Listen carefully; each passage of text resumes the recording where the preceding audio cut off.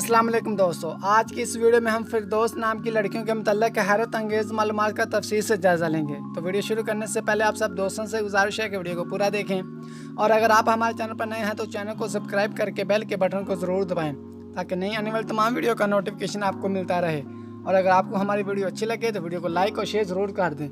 तो चलो चलते हैं आज की वीडियो की जानिब। नाम फिरदौस। फिरदौस के स्पेलिंग हैं FIRDOUS। फिरदौस नाम का मानी है गुलिस्तान और चमन। जिन्स लड़की। मज़हब मुस्लिम नेम। Lucky number 8। लकी दिन जुमेरात और मंगल। लकी रंग पीला, सब्ज और सुर्ख। लकी पत्थर फिरोजी।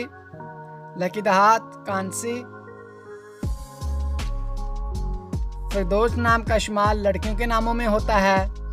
फिरदौस नाम के अफराद के लिए खुशकिस्मत नंबर 8 माना जाता है। फिरदौस नाम का मतलब है गुलिस्तान और चमन, जबकि खुशकिस्मत दिनों में मंगल और जुमेरात शामिल हैं।